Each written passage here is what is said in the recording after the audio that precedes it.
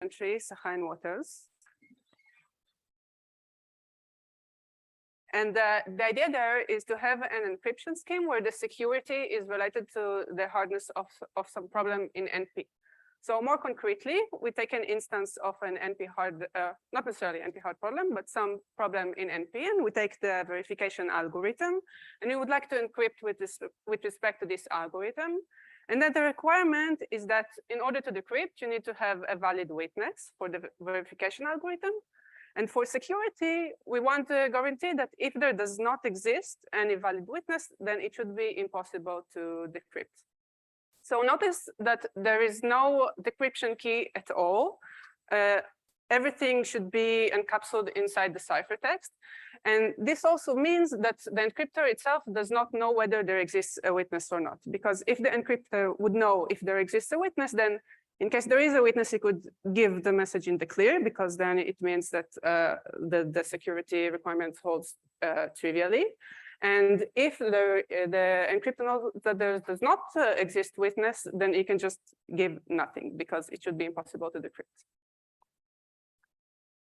So about a year after the notion was first suggested, we also had a construction for multilinear map by Gargedal. Don't move on Zoom. On Zoom, they see like the initial one. I got a message that said that got disconnected from Zoom. Okay, so. That's not. Maybe we reshare or.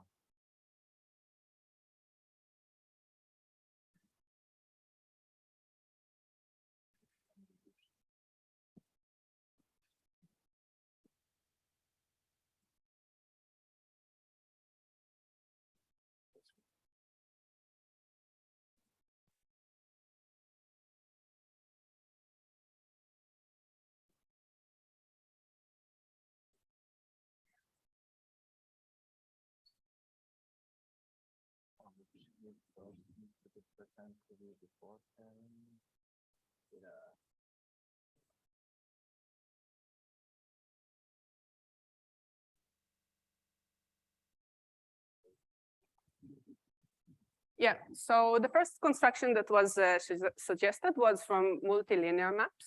And immediately after that, people started to try and come up with constructions from standard assumptions. And we have two candidates from lattices, but we don't know how to analyze their security at all. So we don't have any sort of security proof, even from non-standard assumptions for those candidates.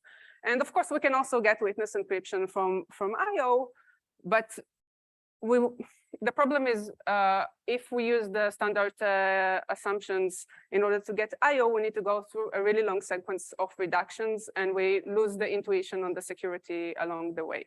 So the intuition, the motivation is to try and come up with a construction that we can argue better about why we believe it to be secure, and hopefully to have some security analysis that we can better understand.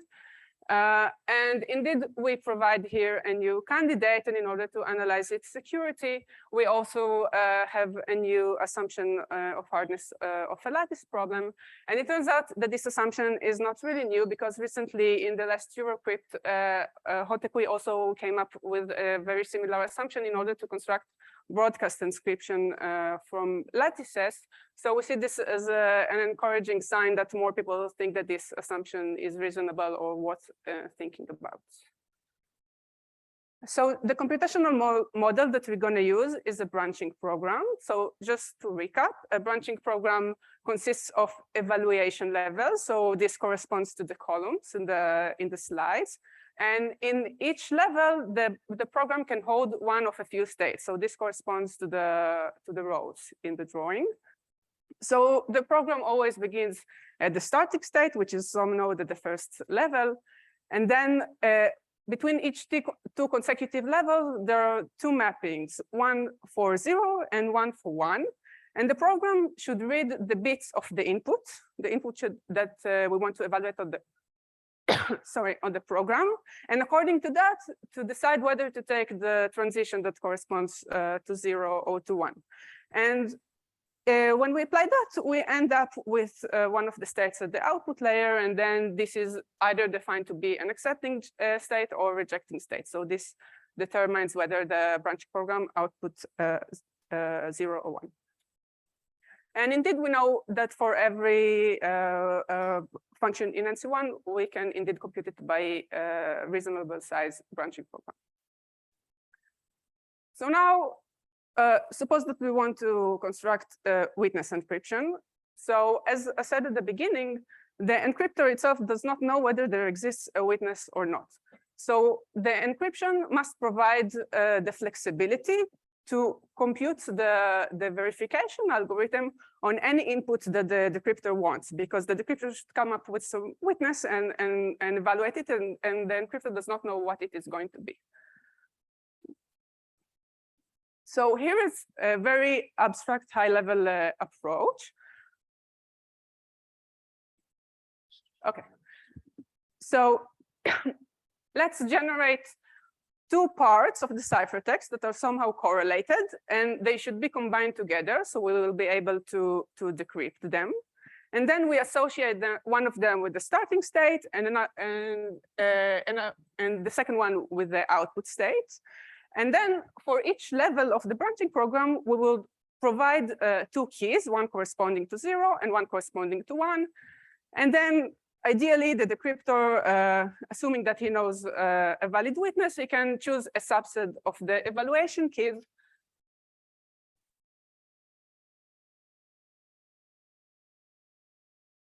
Sorry. He can choose a subset of the evaluation keys, and then he finds a path from the starting ciphertext to the output ciphertext, and he can combine them, and he can decrypt. Now, what is the problem with that? We provide the decryptor with all of the evaluation keys.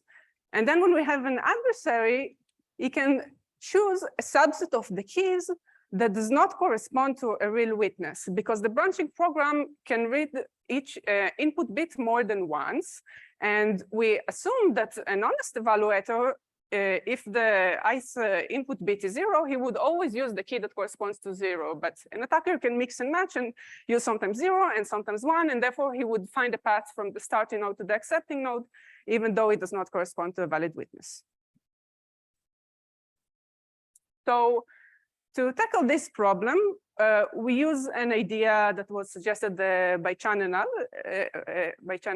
In the context of indistinguishability obfuscation. And the idea there is to have a branching program that can verify that the input was used consistently.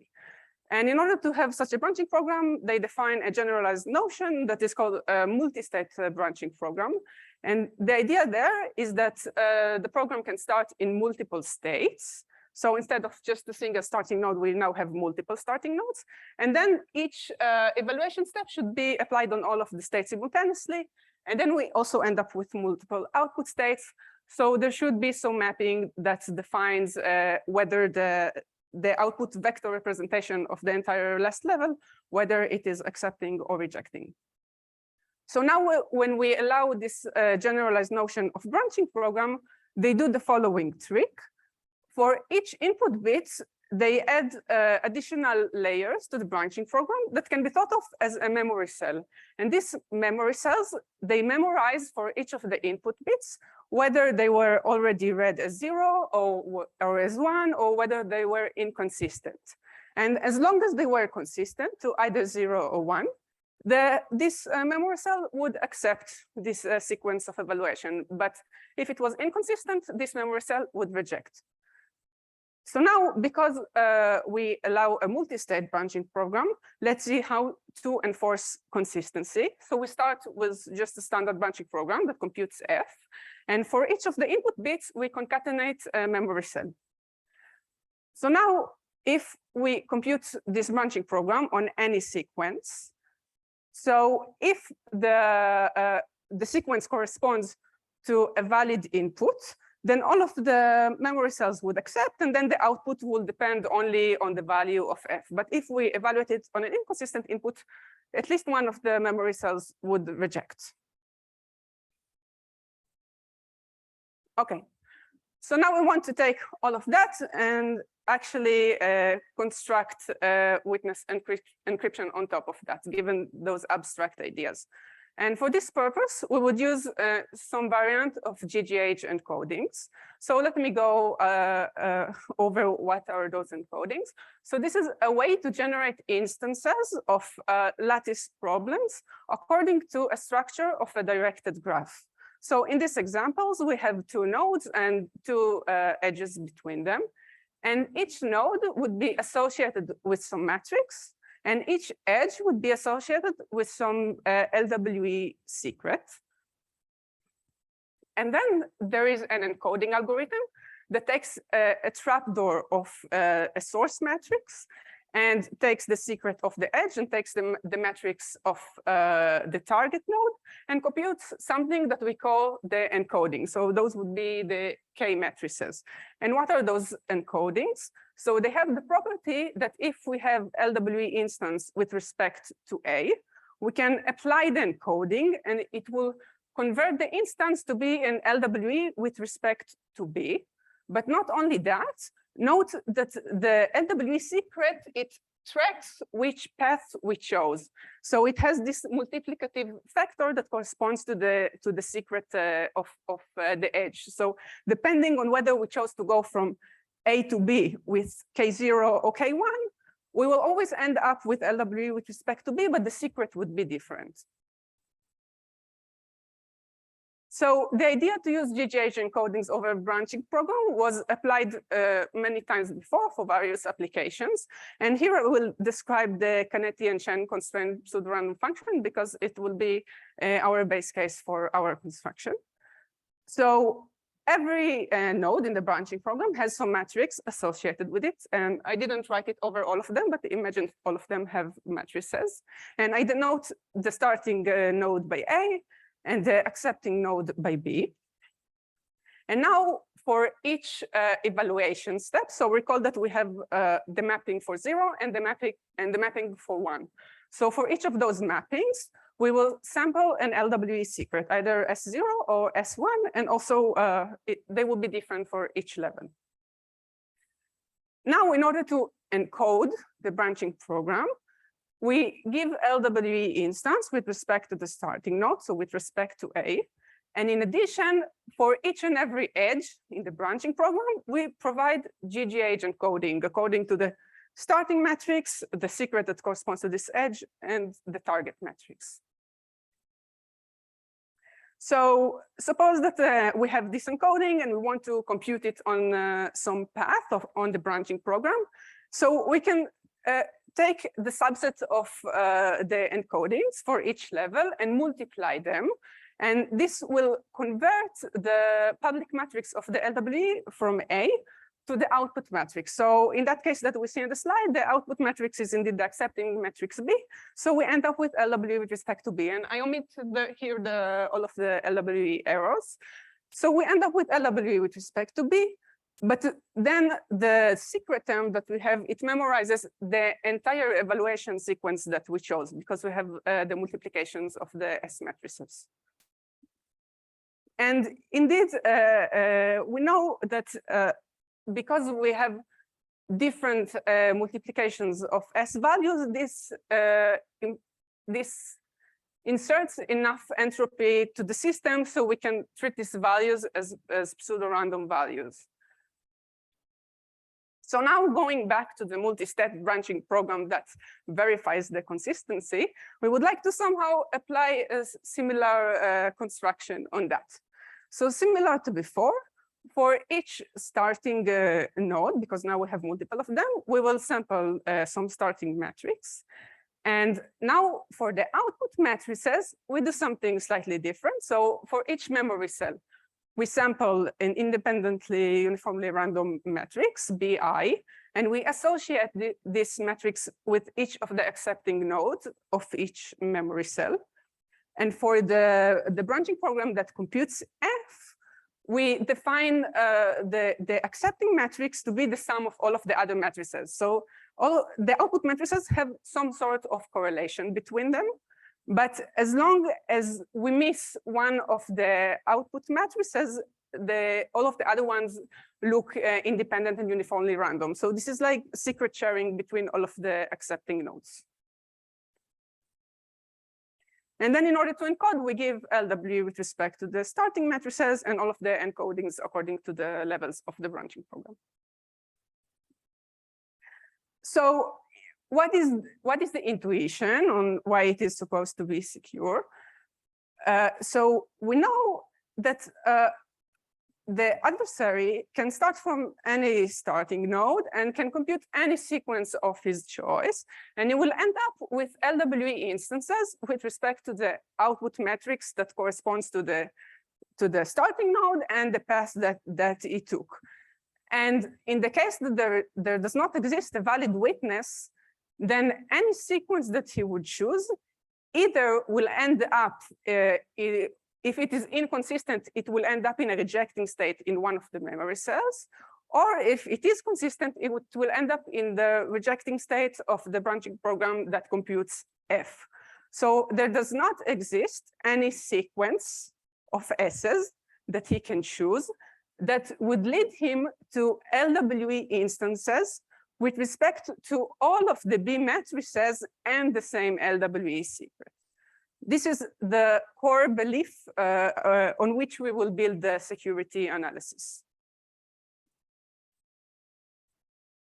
Okay, so now let's see how to analyze the security of such schemes. So going back to a GGH encoding, here is how it is typically done. So usually we have the guarantee that B is uniform matrix, and therefore LW with respect to B is hard because we don't need the trapdoor of B because it doesn't have any outgoing edges. And because LW with respect to B is hard, we have a way to simulate the encodings that lead to B. And after we simulate the encodings, we no longer need the trapdoor of A. So we can generate them without the trapdoor. And now, because we don't use anymore the trapdoor of A, we can generate A also without the trapdoor. And now we also have the guarantee that LW with respect to A is hard. And we can apply this argument again and again if A had predecessors in this graph.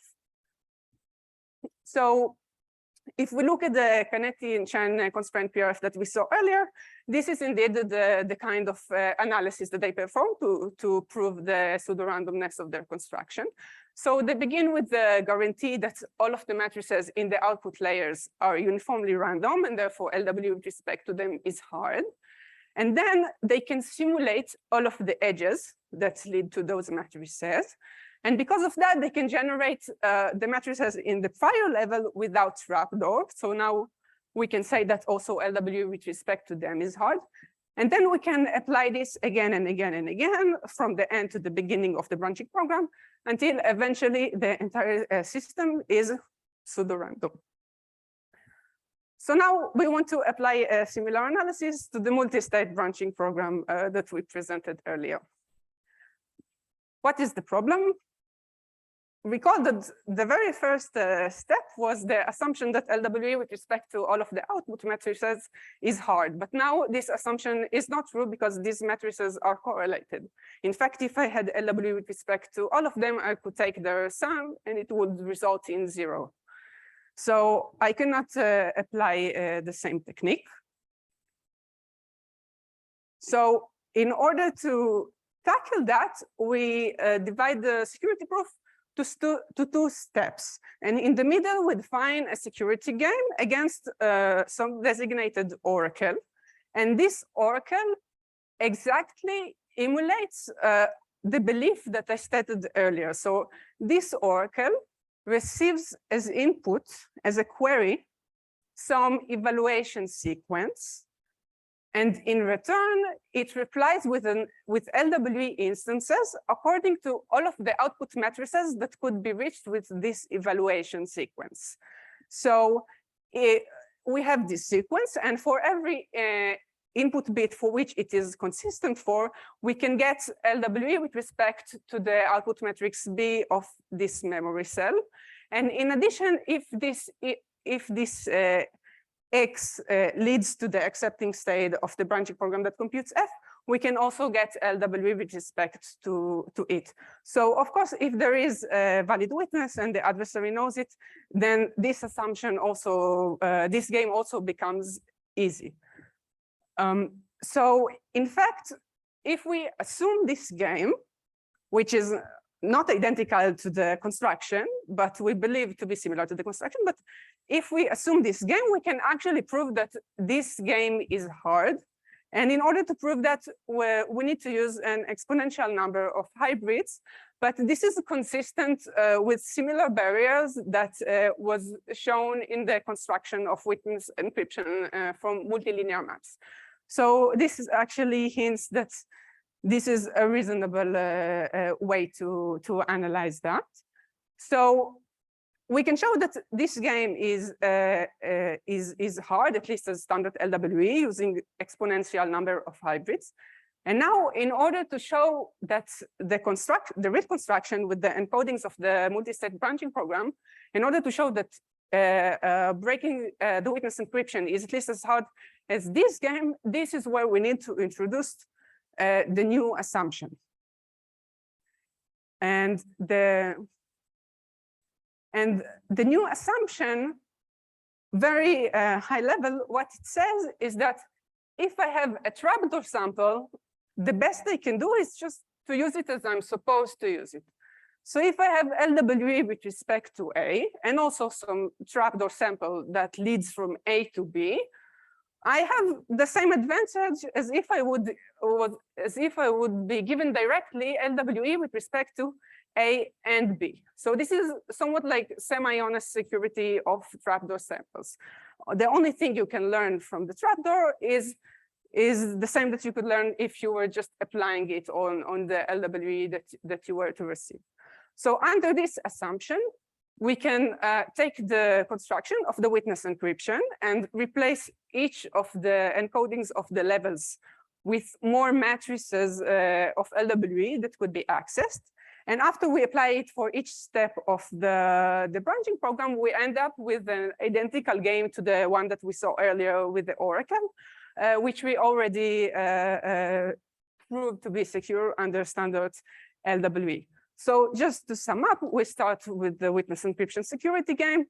We use the assumption to show a reduction to the intermediate Oracle game. And then we use exponential number of hybrids to show that this is as hard as standard LWE. And yeah, that's it.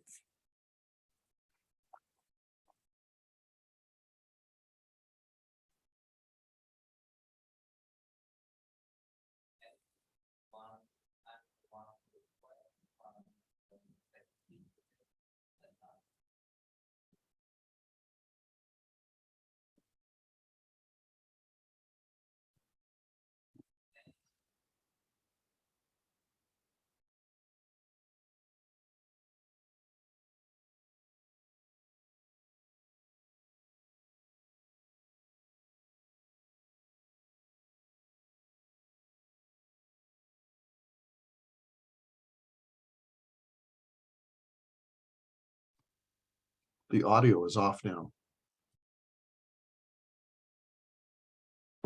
Thank you.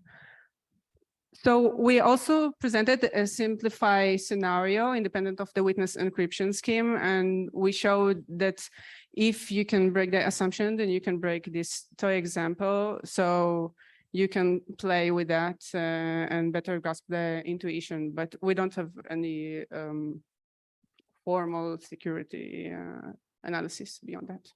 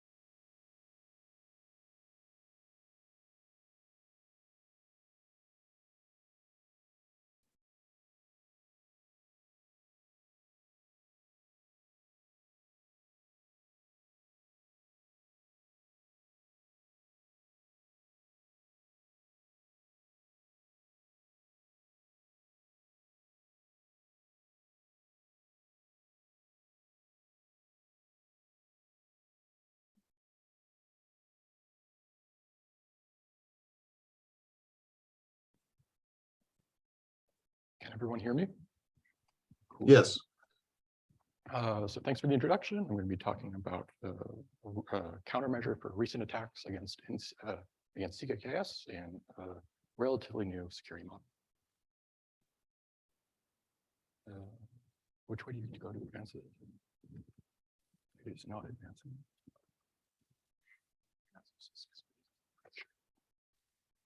So as a high level, I'm hoping to get through some preliminaries, and then the actual countermeasure that we end up having is the second point. For people who aren't as interested in FHE in particular, we use a novel notion that kind of mixes both computational and statistical primitives, a notion of bit security that seems well adapted to this setting. It may be useful in other non-FHE settings as well. And then if I have time, I'll get to some attacks on a countermeasure that Palisade implemented. This countermeasure used a different correctness notion than the kind of correctness notion that we use in our positive results. And this different correctness notion leads to some security issues. Can you speak a little louder, please? Yes. So fully homomorphic at a high level, it's a crypto system is said to be fully homomorphic if it admits ways to compute homomorphic additions and multiplications. So given ciphertexts, you can compute encryptions of the sum of the encrypted values and the product of the encrypted values. Given that sums and products are universal gate set, this allows us to compute arbitrary Boolean functions. And there have been many constructions of literature. This is just a very, very short list. We're primarily going to be focused with the last member of this list, the CKKS crypto system, which is only approximately correct in a certain sense. So for a quick example application of FHE, this is going to indicate how this approximate correctness can lead to some security issues.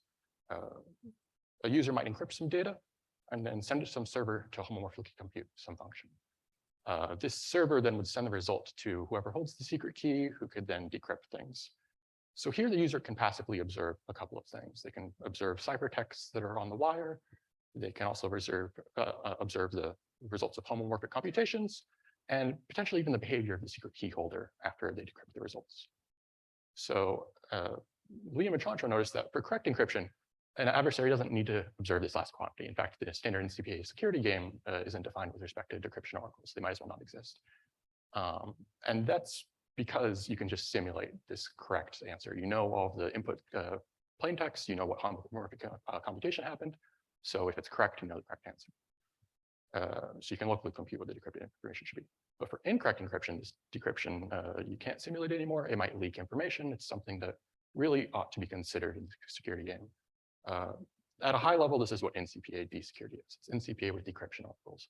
This is different than NCCA security. So NCCA security, you can decrypt arbitrary plain texts. Here, we're saying that you can only decrypt plain texts that are somehow honestly generated. So you, as a user, you're honestly interacting with the FHE encryption API and the evaluation API and all these things, and somehow you create a plain ciphertext in this way that decrypts and leaks secret information. And we'll also need this notion of QNCPA-D, which is where you restrict the number of decryption queries that are allowed. That you restrict the amount of leakage that could potentially happen. So Liam and Chancho in this work, they found that CKKS, this well-known FHE scheme, is vulnerable to attacks in this QNCPA-D model. So our work is going to be fixing these attacks. So first, why would you want to use approximate fully homomorphic encryption? Well, many applications of FHE are in privacy-preserving machine learning. Here, the computations only really need to be approximate. The underlying computational model is often floating point arithmetic anyway. So in this setting, CKKS is particularly popular. It's easy to use for homomorphic computations and involve approximations of real numbers, so floating point numbers. What does approximately correct here mean? So in the NCPA-D setting, this correctness definition directly impacts the security of the crypto system, not only just the output quality. So having a good formal definition of it really does matter, because an imprecise definition or an incorrect definition could directly lead to security issues. So at a high level, we think about correctness in terms of what we call the plaintext error for this slide, this incorrect title.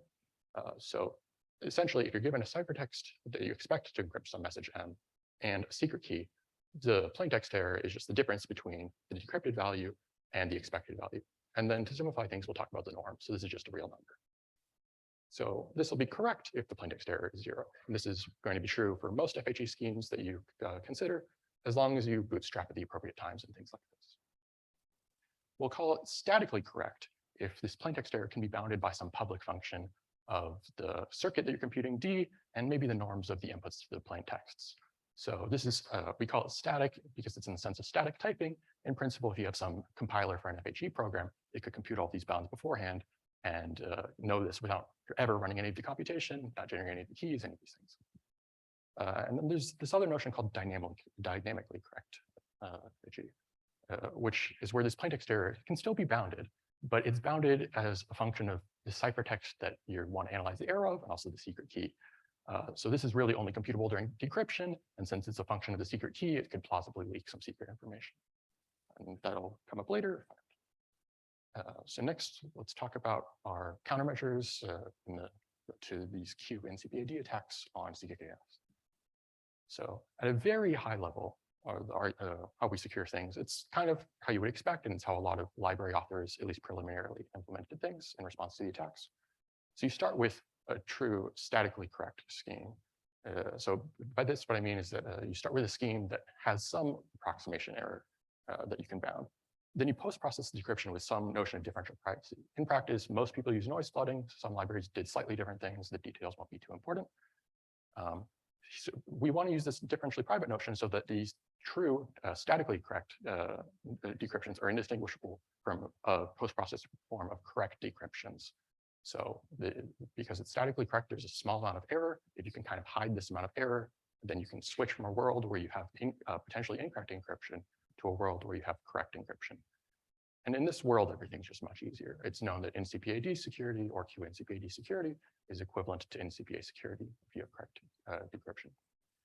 So in terms of this high-level argument, which directly after the Lee Machancho paper came out was fairly obvious to do, our work is essentially this general analysis of post-processing. So we have this viewpoint on viewing Gaussian noise flooding as differential privacy, which is somewhat nice and leads to some possible generalizations.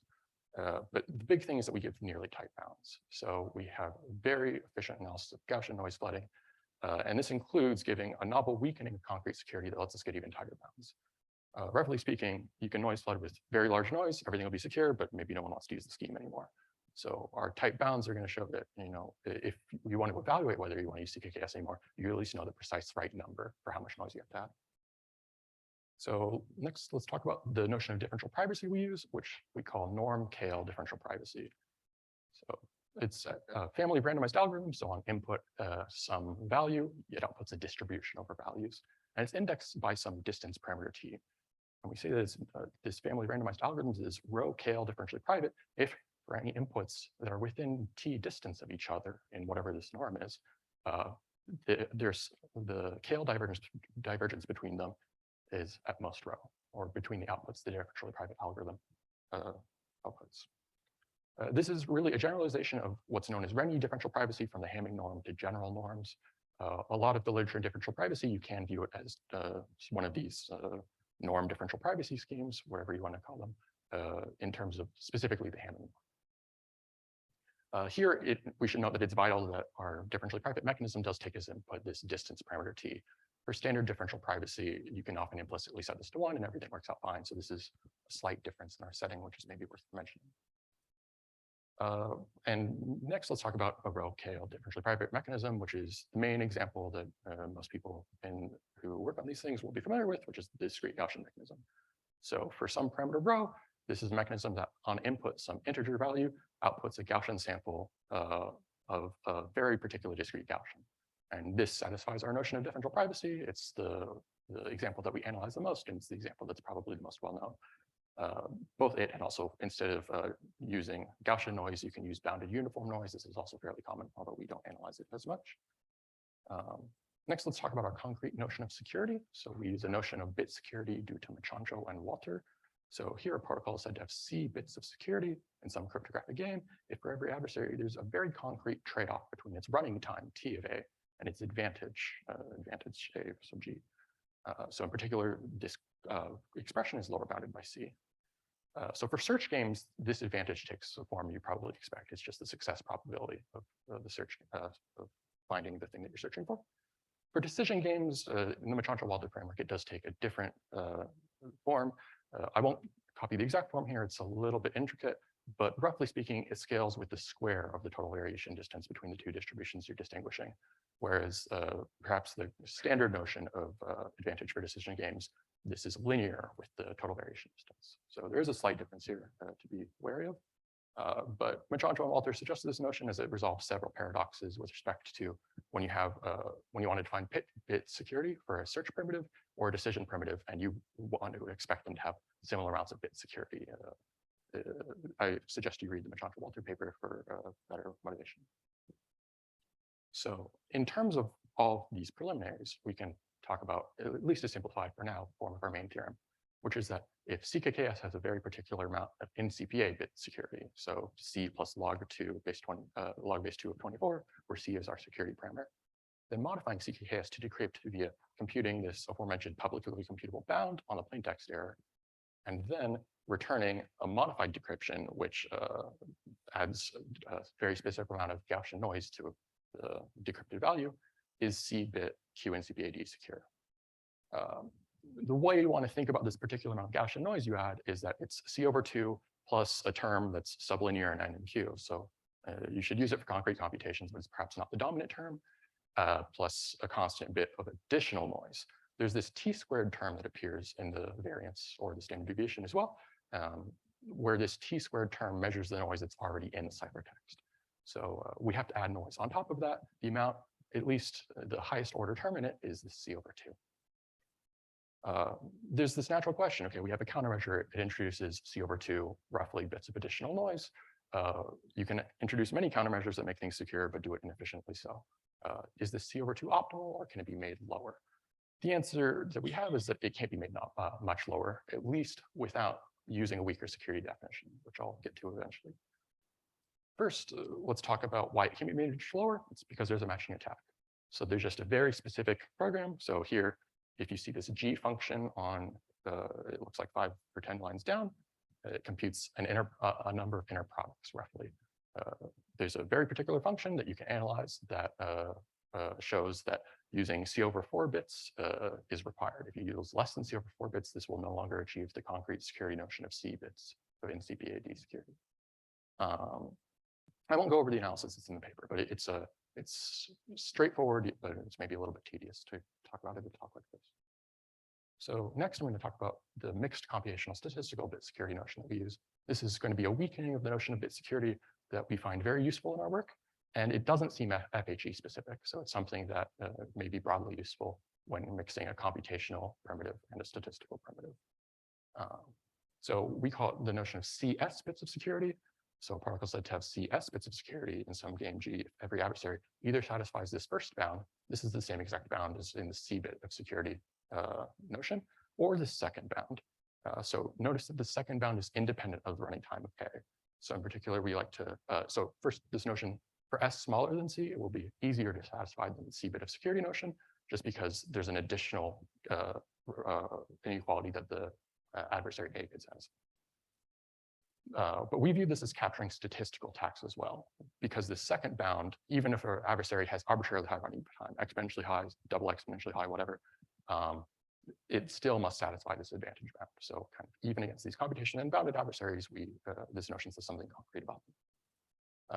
It's worth mentioning that for doubly exponentially time, adversaries may sometimes have issues reasoning about precisely what advantage they can achieve. But for the statistical problems we apply this to, often there's an optimal adversary that's very easy to describe. So you can often either compute this explicitly, or you can get a very tight bounding. And the whole motivation behind this definition is that we want to set S smaller than C. If S is larger than the C, you can actually show it's equivalent to C bits of security, so you get nothing new. But for S that's less than C, you get a very controlled weakening of the notion of bit security that will, in terms of the parameters of our countermeasures, will give us large gains. So we can look at this weakening graphically through the following graph. I plotted the log base 2 of the running time to the log base 2 of the inverse advantage of an adversary. And what C-bit security or 128-bit security means in this situation is that any adversary falls into this blue portion of the graph. So there are no adversaries in this white portion. Now, if we weaken this to 128.96 bits of security, what this means now is any adversary either falls into this previous blue triangle, or into this lighter blue or cyan triangle that is new in the upper left corner. So there are more adversaries allowed by this definition.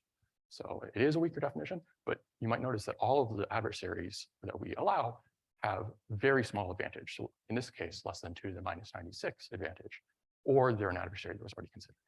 So it's a weakening, but it's in a very controlled way, and as I'll show next, we'll be able to get large parameter kind of wins from it. So now I'll give a version of the main theorem in terms of this CS security notion.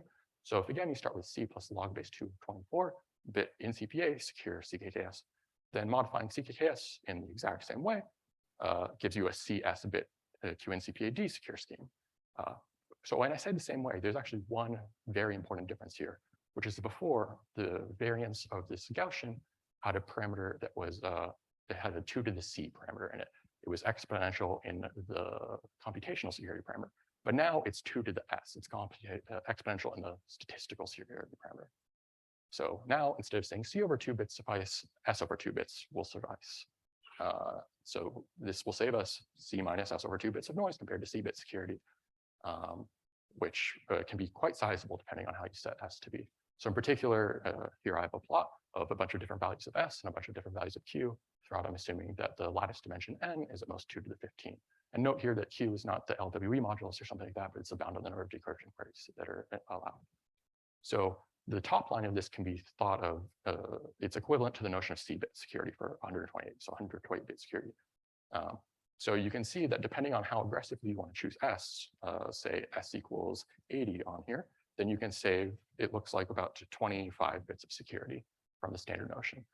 And this, as I was mentioning before, this does enable new attacks of advantage 2 to the minus 80, but those are the only new attacks it enables. So it's a very controlled weakening, and we're still able to reduce our countermeasures noise by some 25% in that case.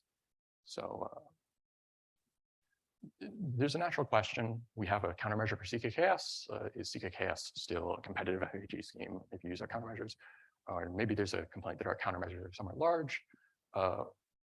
First, I should mention that using this notion of CS bits of security, you can get smaller countermeasures, which I imagine people want to do in practice. But really, these large countermeasures seem somewhat inherent, at least in the case of C-bit security, we do have a lower bound. So you're going to lose roughly C over 4, at least, bits of precision. You start with 128 bits. That's what, like, you're losing 32 bits to security CKKS, at least in this way. So there's the natural question, okay, this is, theoretical, direct formula, can this be instantiated in practice? And it really depends on the particular FHE library you're thinking about.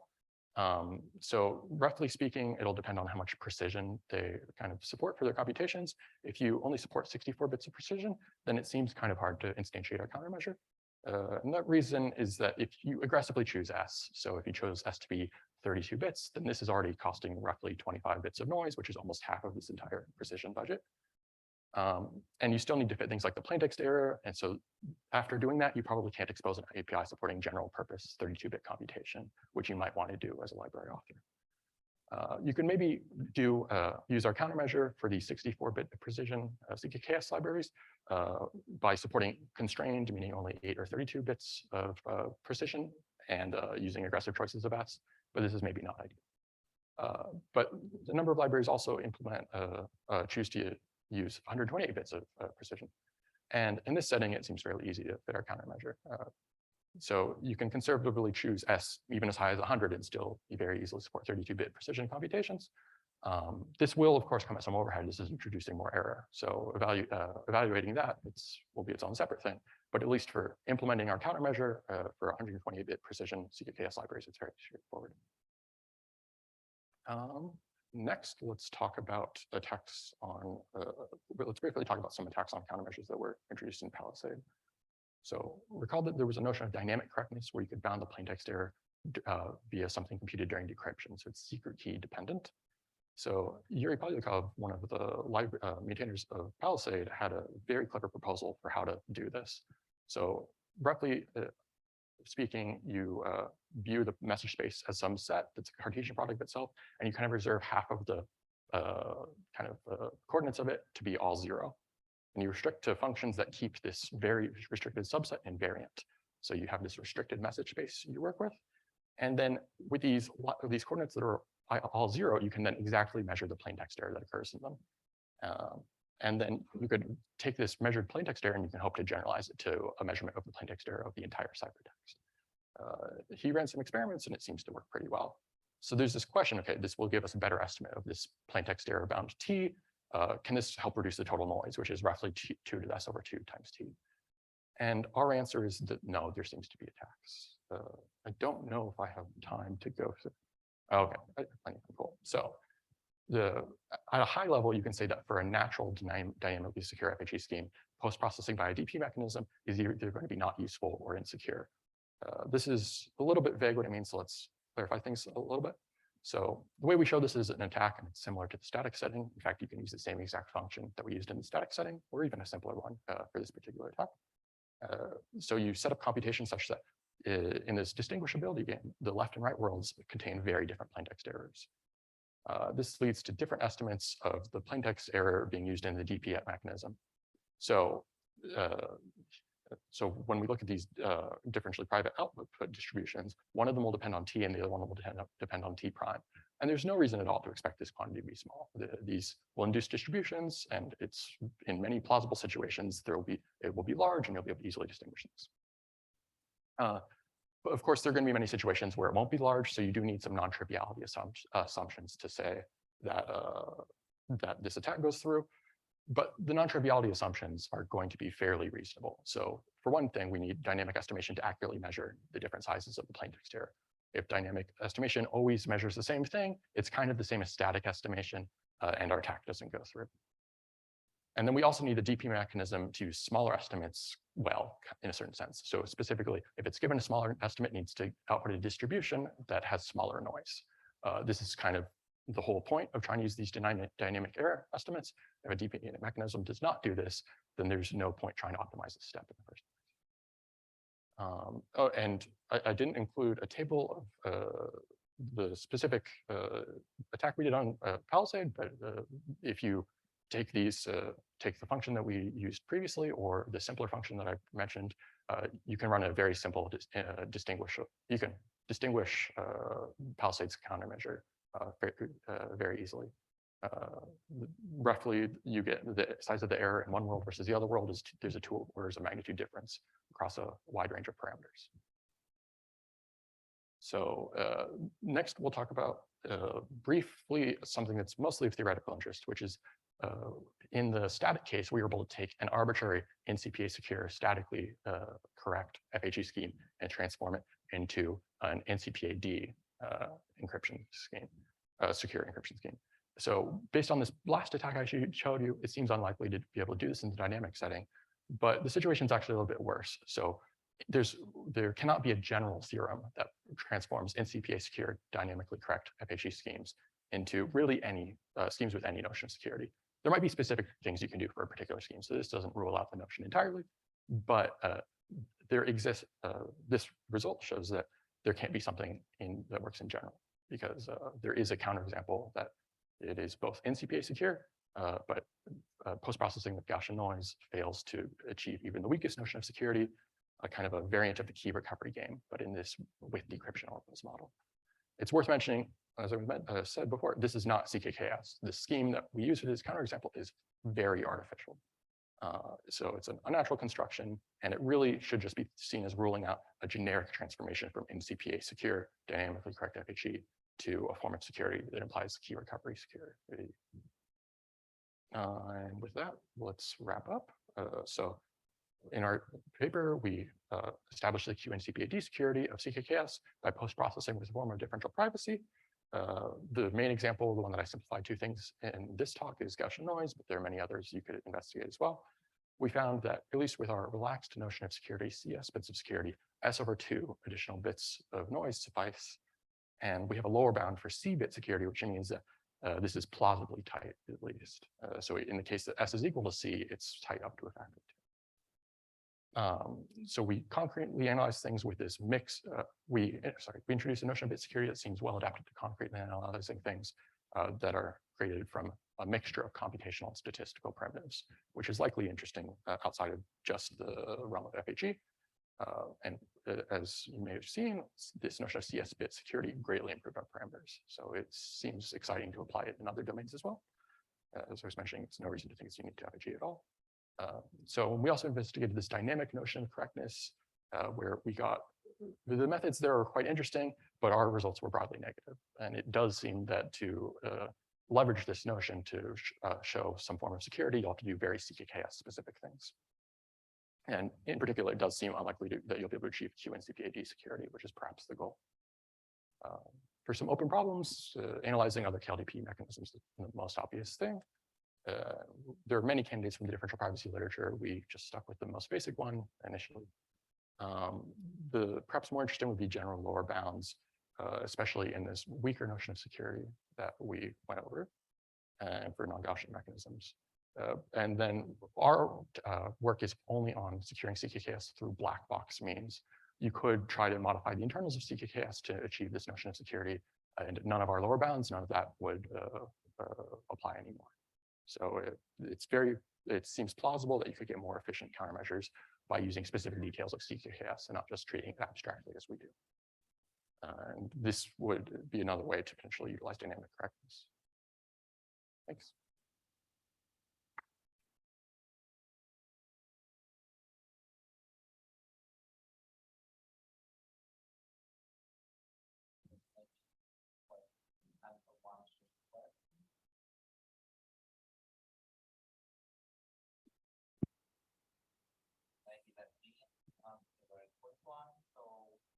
Principally, you will describe a very generic approach, taking approximates for scheme and adding noise by privacy. So would that approach also work for somehow deeper types of approximates for FIT or somehow different therapies? All of our results. Can you please repeat the question?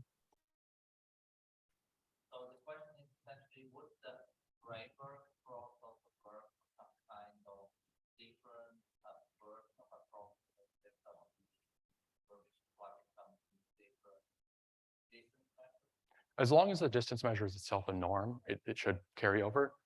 So that's in most settings. But yeah, it would depend on the particulars.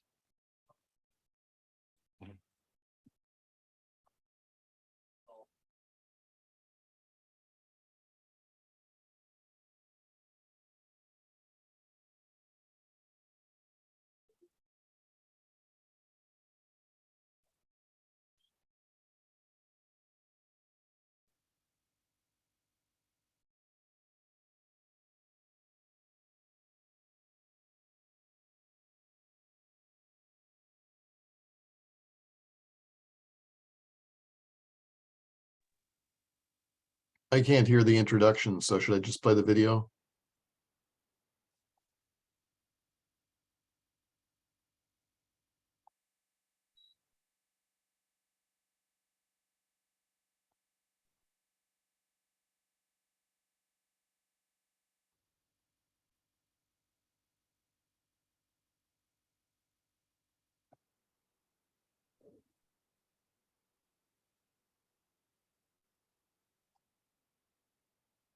Hello and welcome to the talk on multi-input attribute-based encryption and predicate encryption. I am Anshu Yadav and this is a joint work with Shweta Agarwal and Chota Yamada. So let us begin with the notion of attribute-based encryption.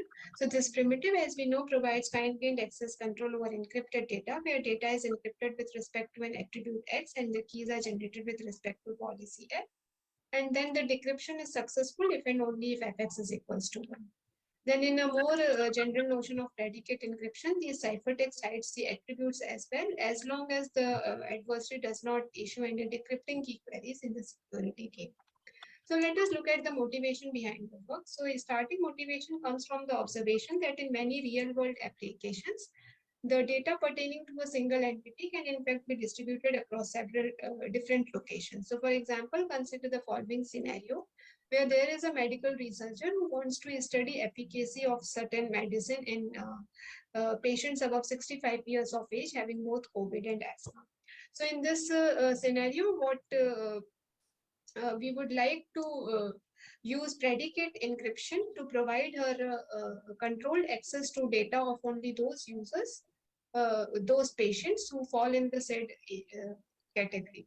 However, note that in the real world, the records of a patient can be distributed across different departments or centers of the hospital. And then in such a scenario, what we would like to have is that each department should be able to encrypt data locally. And then the researcher should be able to use her key on the combination of these independently generated ciphertexts so as to recover the underlying data. And in general, we would like to think of AB or PE in all such settings where the data is generated in different locations, but is nevertheless correlated so as to be thought of as a single logical unit. So now we look at the formal definition of K input ABE. Note that we are in secret key setting, meaning that the encryption is also a secret operation. So there is setup algorithm which outputs a master secret key MSK. Then the keygen algorithm takes MSK as input along with key arity function F, and then outputs SKF. And then encryption algorithm for slot I takes as input master secret key and message and attributes for slot I and outputs the corresponding ciphertext CTI. Then we have decryption algorithm, which takes as input the decrypting key SKF and the ciphertext for all the K slots and outputs the underlying messages if and only if f of x1 up to xk is equals to 1. Here x1, x2 up to xk are the attributes in the respective slots. And then in predicate encryption, the ciphertexts hide the corresponding attributes. For simplicity, we assume that message is associated only with slot 1 ciphertext, and for the rest of the other slots, they are basically sort of empty, where the encryption is done with respect to attributes only without any message. And note that this simplification is without loss of generality, because in the otherwise case, we can have K parallel instantiations of the scheme. Then we look at the security requirement. So suppose there is an adversary having keys with respect to function F1 and F2 and different slot 1 and slot 2 ciphertext. Then for security, we want that as long as the adversary is not able to perform any decryption, and what it means is that f of x1 comma x2 is equals to 0 for all possible combinations, then the underlying messages must remain hidden. Then we also define and consider a stronger security notion where we do allow decrypting components, such that now there can be such a combination where f of x1 comma x2 is equals to 1. And in such a situation, what we want is that the adversary must not be able to learn anything beyond what is trivially revealed. So what it means, let us look at an example for this. So in the same setting, suppose f1 on x1 comma x2 is equals to 1. And then of course the adversary can perform the decryption with these two ciphertexts using skf1 and can recover message m1. But further, suppose f star with x1 2 comma star is equals to 0, where star means it can have any value. Then what it means that this ciphertext, when combined with any other ciphertext, the function value on the corresponding pair of attributes is equals to 0 for f1 as well as f2. And therefore, the corresponding message m2 must remain hidden. So related work. So multi-input AB and PE, even though being useful primitive, have largely been unexplored. So multi-input AB was introduced by Brzezinski et al. In the context of constructing witness encryption. However, they do not provide a concrete construction. And in case of MIPE, there is no reference at all. However, in the much more powerful primitive of MIFE, this has been studied extensively, and therefore a natural question that arises is that can't we simply use MIFE for MIAB and MIPE? But note that MIFE construction uses a compact FE along with a generic compiler to lift it to multi-input FE. And even though there has been remarkable progress in the construction of compact FE, these constructions are still quite complex and are based on multiple assumptions. While what we are looking for is a much simpler primitive of all or nothing functionality, and therefore we expect simpler constructions. And in fact, in case of single input, we know that ABE and PE can be constructed using LWE rather than going through complex route of functional encryption. And we expect the same for the multi-input setting. Besides, direct construction for AB or PE can provide helpful insights into other primitives like witness encryption. So let us look at the main difficulty in constructing multi-input ABE. So the main source of difficulty is to satisfy two seemingly contradictory requirements at the same time. So on the one hand, we want that the different ciphertext components should be generated independently. And on the other hand, we want to be able to combine these ciphertexts in a way that the decryption can be performed. And if we look at the existing constructions for ABE, the second condition requires that the same randomness should be used in all the ciphertext components. And while the first condition by its very nature says that the randomness in different components are generated independently. And this contradictory requirement that makes the construction difficult. So let us look at the key idea behind the results that we get. So the main insight in the results that we get is the observation that the techniques developed in context of succinct ciphertext policy ABE have surprising relevance in seemingly unrelated setting of multi-input key policy ABE. And in particular, if we look at recent constructions of succinct ciphertext policy ABE, they exploit this nice algebraic property of decomposability in Bonnet et al.'s key policy ABE scheme, and they use this decomposability to get succinctness in the ciphertext. And this decomposability basically means that the ciphertext for an attribute X with length L can be decomposed into L components, where each component encodes one bit, and these components are then tied together using a common randomness. And now in our case also, what we need is decomposability, but for a completely different reason. We want decomposability so that the different components of the ciphertext can be generated independently and later combined together to perform meaningful decryption. So let us first look at the results that we have. We firstly formalize the security definition for MIAB and MIPE. Then in MIABE regime, we have a construction for 2AB for NC1 with security in generic group model. Then another construction for 2AB for NC1 with security in standard model using knowledge assumption. And we also have heuristic construction for 3AB for NC1 and 2AB for P. And then in MIPE regime, we construct a generic compiler that lifts any k input AB for a constant k to k input PE using lockable obfuscation. Note that lockable obfuscation can be constructed using LW. And then using this compiler over the results that we have for multi-input ABE, we get 2 PE for NC1 and heuristic constructions for 3 PE for NC1 and 2 PE for P. In this talk, I will be presenting the high-level idea in the construction of 2AB for NC1 and KAB to KPE compiled. So let's begin with 2AB construction for NC1.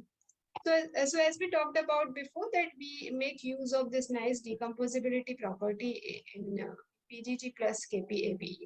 So this property basically says that the encryption encodes each bit of an attribute separately, and then these encodings are tied together with using a common randomness. So basically, in particular, the encryption scheme first generates a 2x2L matrix with all possible ciphertext components. Here 2L is the length of the attribute. And then the ciphertext for any attribute X picks the corresponding ciphertext components based on the bit values in X. and outputs them as part of as final ciphertext. So how is this useful in our setting? So recall that we want to be able to generate different components of the ciphertext independently. So now using decomposability in BGG plus, what we do, we let user 1 generate the first L encodings corresponding to X1, and user 2 generates next L encodings corresponding to attribute X2. But we still have not addressed the question of same randomness across these encodings. So one idea can be that can we make this randomness part of MSK so that now the two users can use the same randomness. But for security, we want these randomness to be freshly sampled, and therefore this idea does not work. Instead, we make use of pairings. So let us first look at the notations. So we have source groups G1 and G2 and target group GT, and the pairing operation is given by the following equation.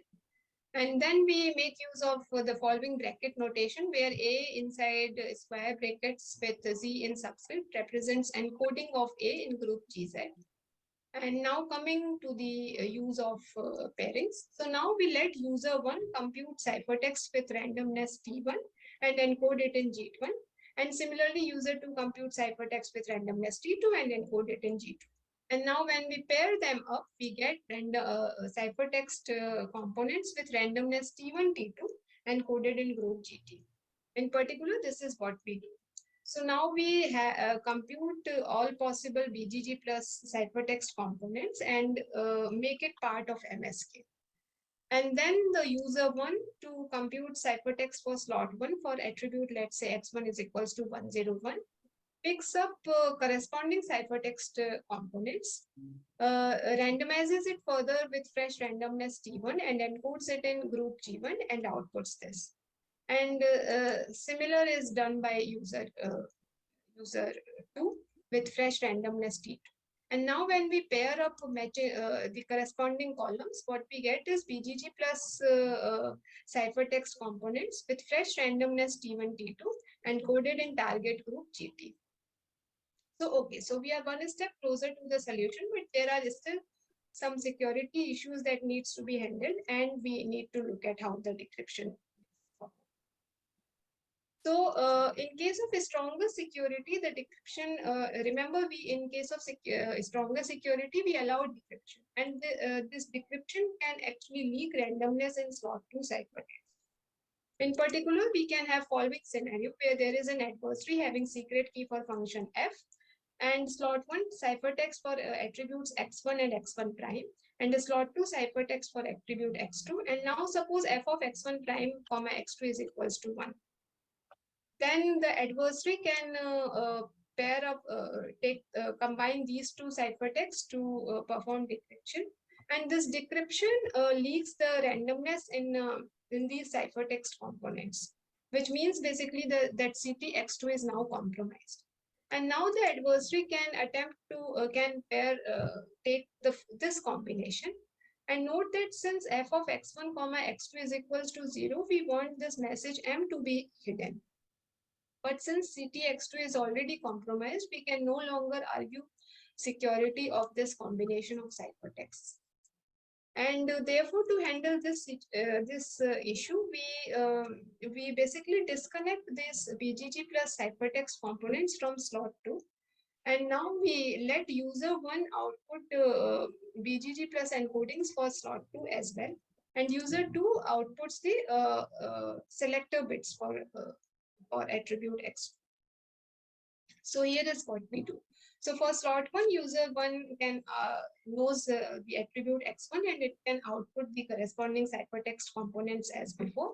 But for slot 2, user 1 does not know the attribute X2, and therefore what it does is it outputs the ciphertext components for both the bits. And user 2 now provides the selector bits randomized with fresh randomness T2. And now we see that wherever this bit is not 0, when we pair them up, we again get the BGG plus ciphertext components as before. So, but still there is one more issue left, that since we are using same randomness for all the bit position, and in fact this is required for decryption, the adversary can in fact pair up non-matching positions, so like this. And by pairing these components, the adversary can recover encoding of T1, T2, C40. While it should not be able to get this value, because notice that the first bit in X2 is 1 and not 0. And to address such kind of attack, we make use of position-wise randomness, and these position-wise random values are given as part of MSK. So now user 1 uses these random values in the numerator, and user 2 uses these values in the denominator. And now when the matching positions are paired up, these values cancel out, and we again get the BGG plus ciphertext components as before. But now when non-matching positions are paired up, then these values do not cancel out, and all that the adversary gets is just a random value. And now we can argue security in generic group model. So now we come to the decryption part. So notice that we have these BGG plus ciphertext components, but these are not in plane. Moreover, these are already in the target group, and now what all that we can do is perform some linear function on these encodings. But the good news is that the BGG plus decryption is in fact a two-step process, where in the first step it applies a linear function LF on different encodings. And the result of this function is message plus noise, which can then be rounded off to get the message. Notice that rounding operation is not a linear operation. So in our case, what we get in the exponent is T1, T2 with message plus noise. And then the question is, how do we recover message, since rounding cannot be performed in exponent? So here we observe that if this value can be polynomially bounded, then what we can do, that we can output the encoding of P1, P2, and then by brute force search, we get this value in the plane. And once we have this value in plane, we can do rounding and get the message. And in fact, we can bound the noise with a polynomial bound for NC1 class of circuits using asymmetry in noise. And this completes the decryption process. Now note that in our construction, we make use of several techniques from AY20, but here we would like to argue that these techniques are used in 2AB in a completely different setting. So let us look at some examples. So for example, use of decomposability. As we have already talked about it, that decomposability is used in AY20 to provide succinctness in the ciphertext. While in our case, we use decomposability to combine two independently generated ciphertexts so that the decryption can be performed.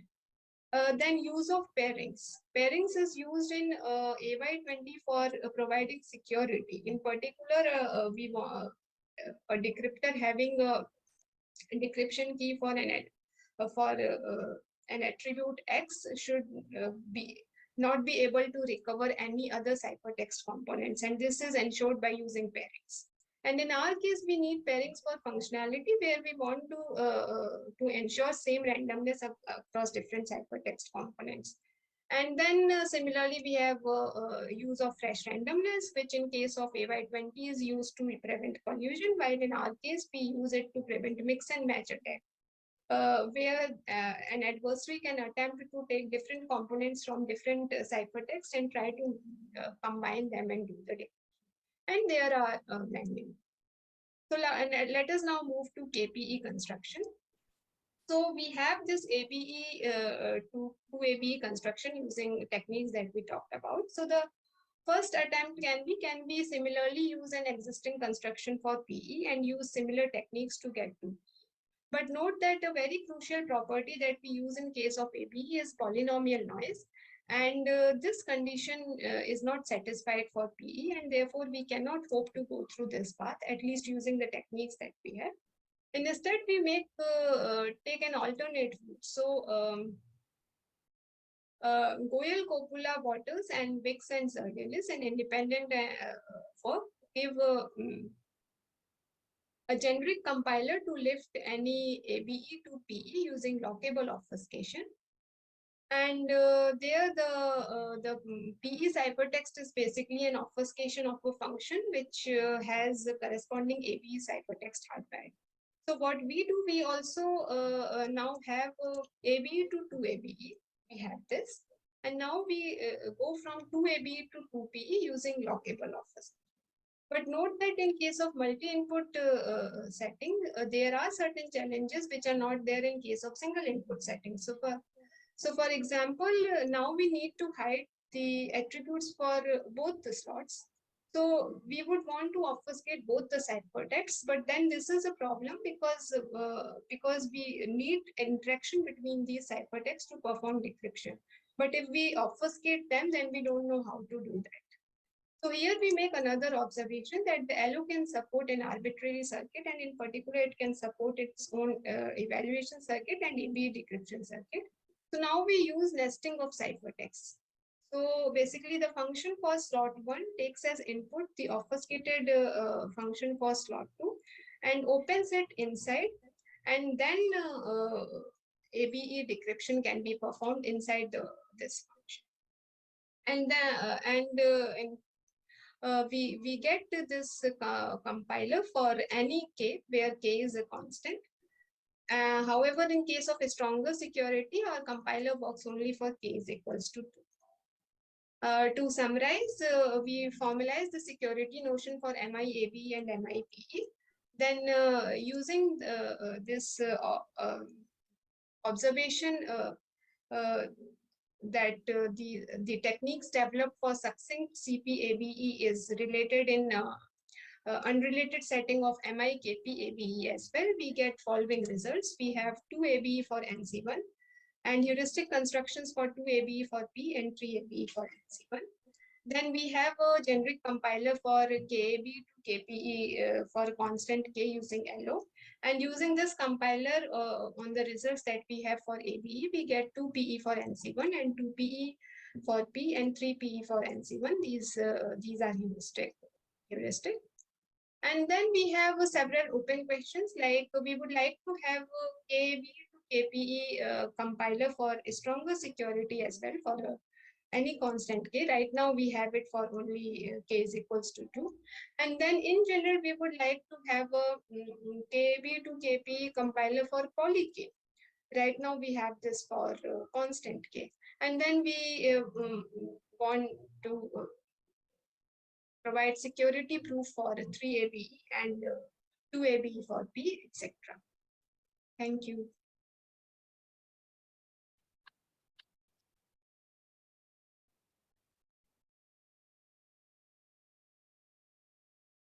Any questions? Okay, maybe come to one of the mics so that the people on Zoom at least have a chance to hear.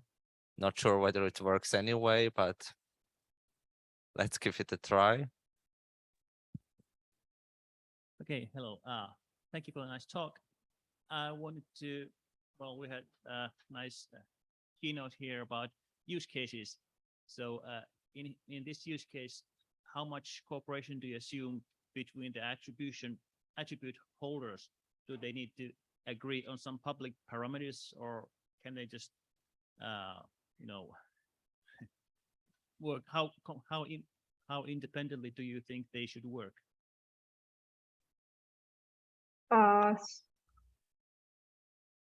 So suppose in this example, for example, the hospital administration can be sent, so they will be using same master key, and attributes can be independent. We don't need the attributes to be exchanged. And yeah, so I hope I got the question correct. Does that answer the question? Yes. Continuation. If you heard of the concept called multi-authority attribute-based encryption, can you compare this to that concept? Multi what? Sorry. Multi-authority ABE. Multi-authority ABE. Okay, sorry, actually I'm not very familiar with this stuff. I'll check it out. Okay, then it's not a valid question. Thanks.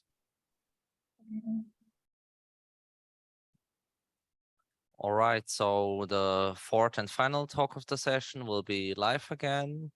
It's on formal verification of Saber's public key encryption scheme in EasyCrypt. It's joint work by Matthias Meyers, Andreas Hülsing, and Pierre-Yves Stroop, and Matthias will be giving the talk.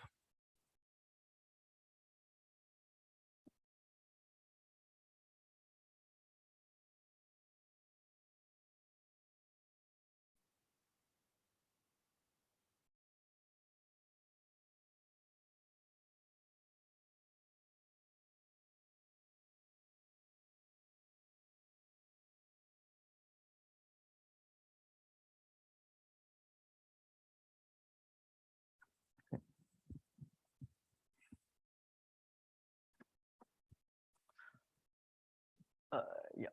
Okay, so hi everyone, my name is Matthias Myers, and together with does this work? No.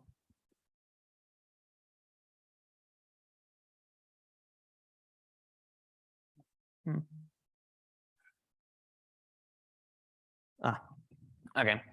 So, and together with the authors shown on this slide, I've worked on the formal verification of Saber's public key encryption scheme in EasyCrypt. And first, I will provide some context and motivation for the work, starting with a quick recap of Saber.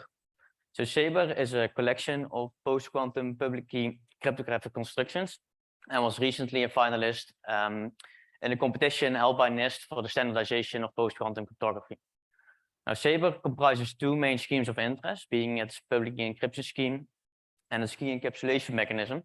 And important here is that the key encapsulation mechanism of Saber is constructed by applying a variant of the Fuyosaki-Okamoto transform on its PKE scheme, which means that properties of Saber's key encapsulation mechanism are dependent on the properties of Saber's PKE scheme, which is relevant for the motivation of this work, which we'll come back to in a bit.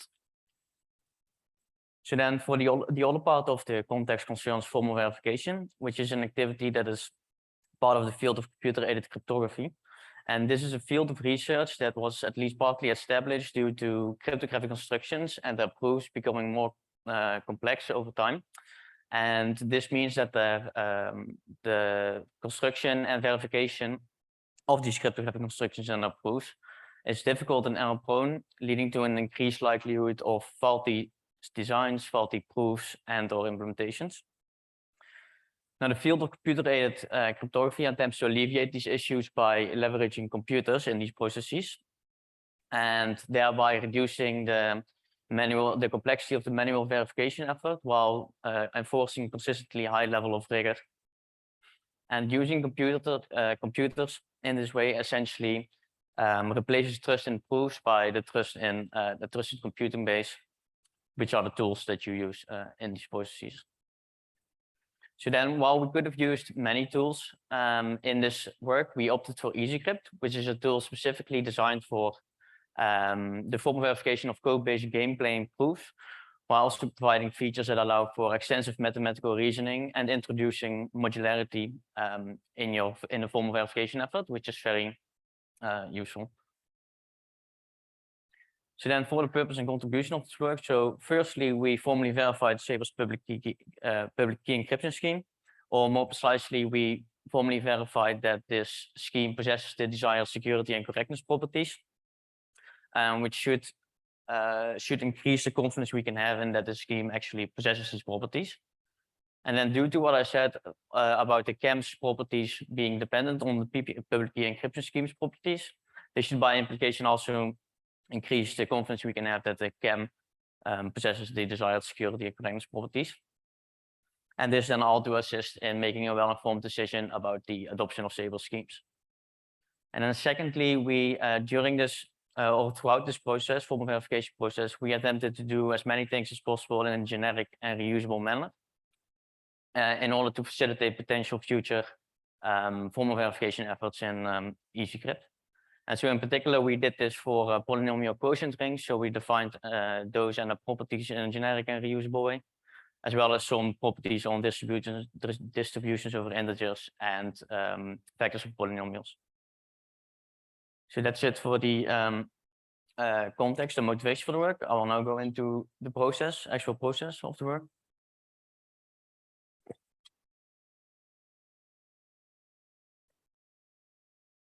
So as I said, the objectives of the work were to formally verify saber-speak E-scheme, and in particular is security and correctness properties. And for both of these formal verification of these properties, we on a high level took the same approach, which is the following. So first we devised a handwritten proof that is really like detailed and meticulous in order to use it properly as a guideline later on in the steps that actually use the tool, because the tool actually forces us to be really detailed and meticulous. So then after devising this proof, we formalized the context and proof steps in the tool, after which we actually formally verify the proof, which essentially means just executing the proof in a tool. So then for security, this first step approximately looked as follows. So the goal of this of the proof is to relate the NCPA security of saber-speak E-scheme to solving the decisional MLWR problem, or the module learning with rounding problem. And we devised the proof by actually taking the already existing proof for this and making it more detailed and meticulous as to use it properly, be able to use it later on in the steps of the tool. And so what this gave us was a detailed code-based game playing proof that on a conceptual level is similar to the already existing proof, except for one main difference, being that instead of directly using the module learning with rounding problem, we actually devised two custom computational problems called GMWR and XMLWR, which are really similar to MLWR, the only main difference being that instead of uniformly sampling the matrix that is used in these problems, we generated it via an efficient function called gen that is also used in Saber to generate this matrix. And then later on, we actually relate these properties through a random oracle model proof to MLWR. And so the rationale for doing this is that it actually separates concerns a bit in the formal verification effort, which makes it more manageable. So then after devising the handwritten proof, the next step was to formalize the context and proof steps in EasyCrypt. And by formalizing context, you can think of formalizing parameters and the corresponding requirements, the used algebraic structures, the used functions and distributions, as well as the scheme itself. So saber-speak E-scheme. And then for formalizing the proof steps and the necessary artifacts for those, one could think of formalizing the security notion and hardness assumptions, the adversary classes and reduction adversaries, the actual games in the game sequence, the proof steps from in the game sequence, from game to game, as well as the security term. And so in this particular proof, there were essentially two kinds of proof steps in the game sequence. Being the first kind being a reduction from a computational hardness assumption to distinguishing between two consecutive games, and the second one being a reduction from solving a game in the game sequence to solving a preceding game. And to give an idea of how this formalization process works in EasyCrypt, I will give an example of the first kind of proof step, which is actually the very first step in the proof. So we start off by formalizing the games, and this is the very first game, which we call game 0, which is actually the NCPA game for saber-speak E-scheme. And so starting from the top, you can actually see that in EasyCrypt we model games as modules, which are essentially any stateful entity in the system that can execute code and perform computations. And this module is actually parameterized on another module called A, and which is of type adv in CPA, which is a type that represents the class of NCPA adversaries, which of course corresponds to the fact that the game is also parameterized on such an adversary. And then the actual code is encapsulated in the procedure. So looking at this actual code, one can see that after having actually formalized all the distributions and functions and algebraic structures that you need, the translation of the handwritten game to EasyCrypt is actually rather straightforward.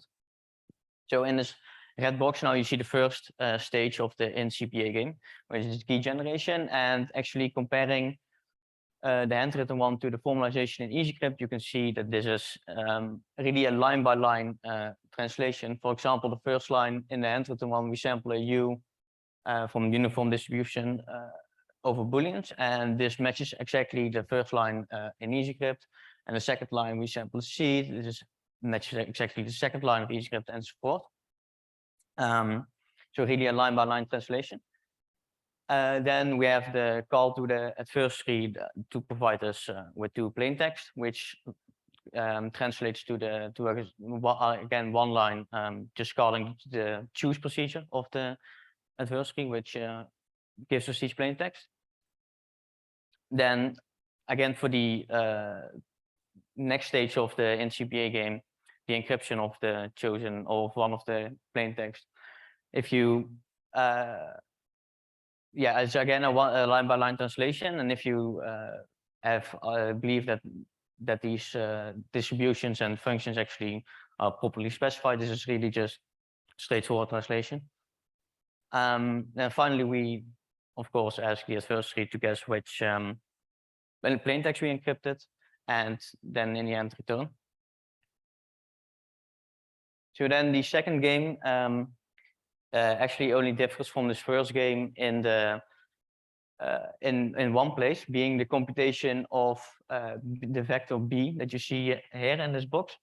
And the difference here is that game 0 actually properly computes it by a matrix vector product, and then that is then scaled. And the second game samples it from its domain uniformly at random. And because of the rather straightforward translation from handwritten to EasyCrypt, this is also exactly like this change is also exactly reflected in the difference between the games in EasyCrypt, as you can see here, because this is the only difference between the games.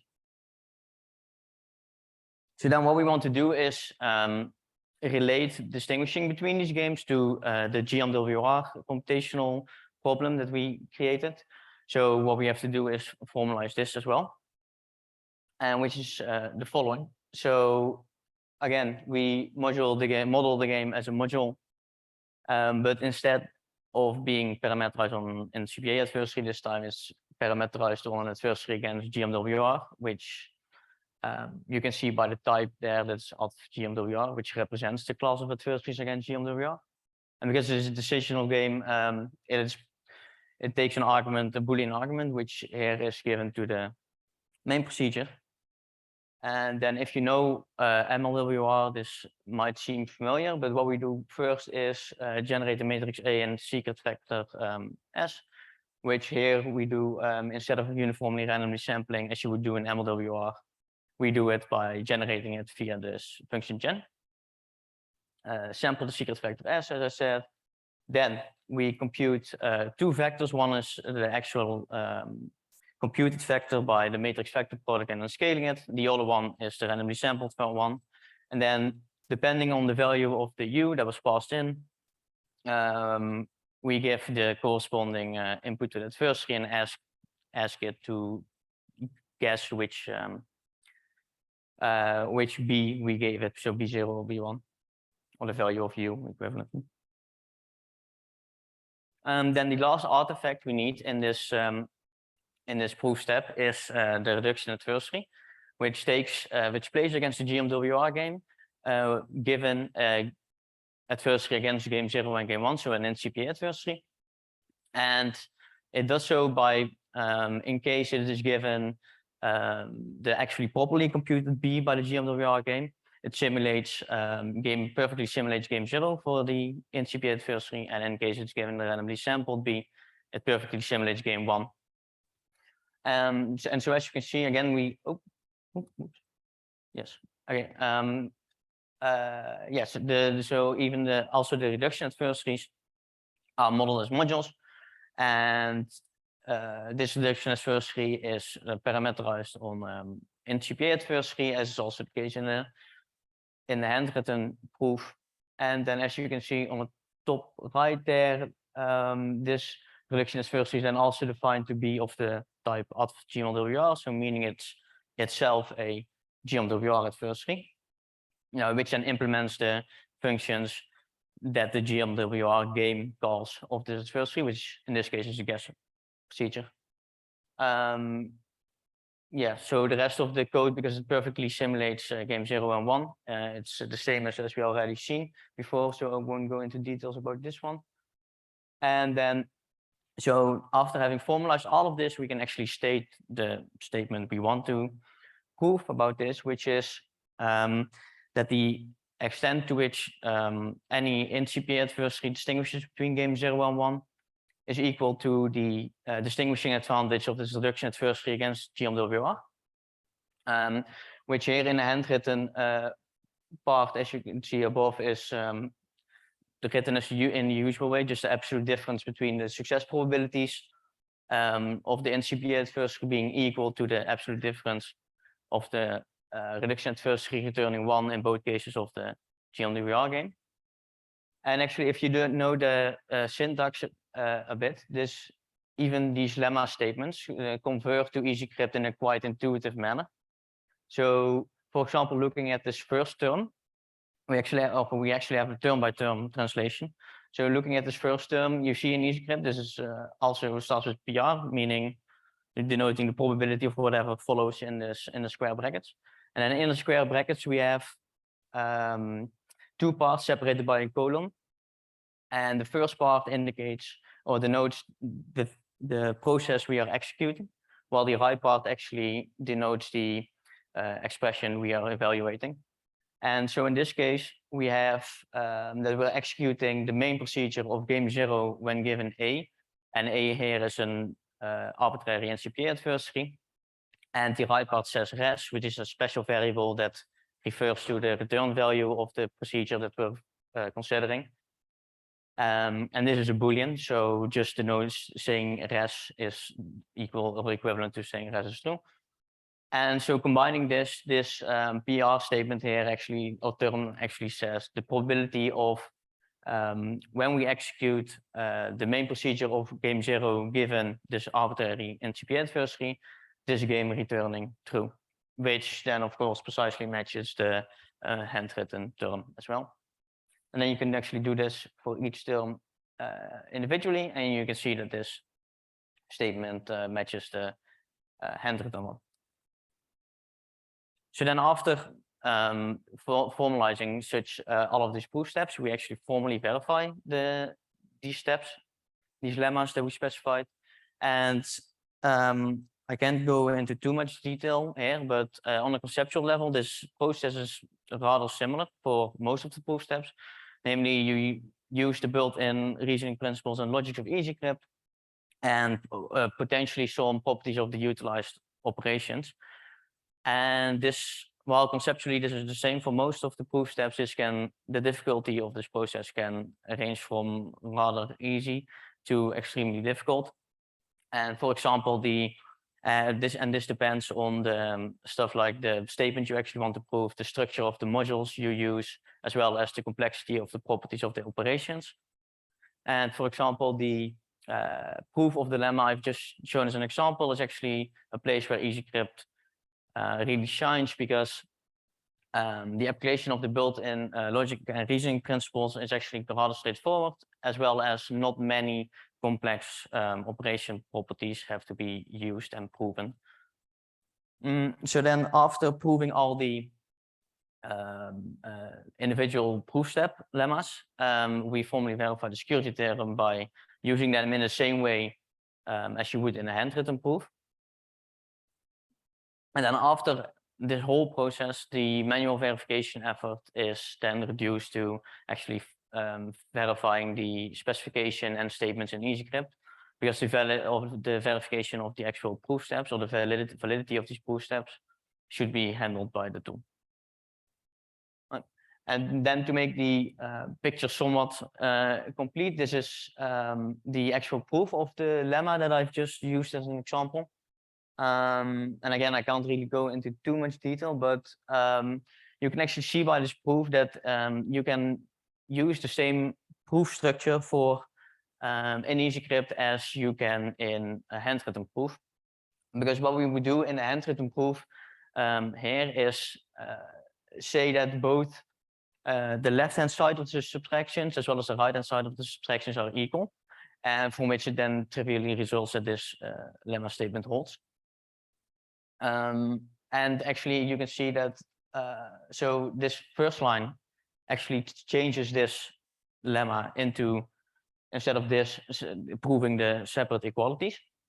And this first block proves this first equality between these terms in the red boxes, and the second block of proof code proves the other equality, from which then the lemma results or follows.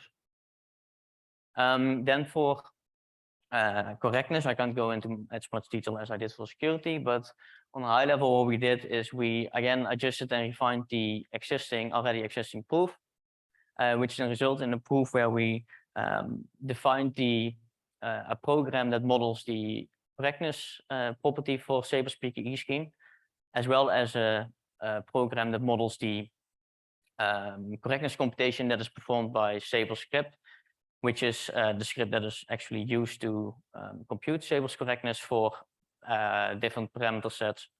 And then we demonstrate the equivalence between these programs, which then shows that 3 minutes. Oh, okay. Which then shows that Sabre's script indeed attempts to perform the right computation. So then for future work and summary. So for future work, one could think of formally verifying the transformation that is used to create Sabre's scam from Sabre's PKE scheme, which would then give a formal verification of both Sabre's PKE scheme and Sabre's scam. One could also think of constructing efficient implementations that are then also formally verified to be side channel secure, memory safe, and functionally correct with a specification that is then also proven secure and correct on a specification level, such as the specification we use in this work. Then thirdly, one could also, by using the generic concepts we defined in this work, formally verify further post-quantum lattice-based cryptography. And here I want to say that this work is actually the first work to come out of an effort of the Formosa Crypto project to formally verify post-quantum cryptography, as well as implement efficient and formally verified implementations of such. And for more information, you can go to the website that is shown there on the slide. And then finally, one could think of further development of EasyCrypt libraries such that as to facilitate future formal verification of cryptography in EasyCrypt. Then finally, some summary and basic statistics. So what we did is formally verify the security and correctness of Sabre's PKE scheme. We developed and extended EasyCrypt libraries in a generic way as to facilitate future formal verification efforts. And then for people who are interested in knowing or getting an indication of how much work such a formal verification effort takes. So we spent about 3 to 4 months on this, and the eventual output was, or code output at least, approximately 3,000 lines of code in EasyCrypt. And that concludes my talk. And if you have any questions, I would love to try and answer them.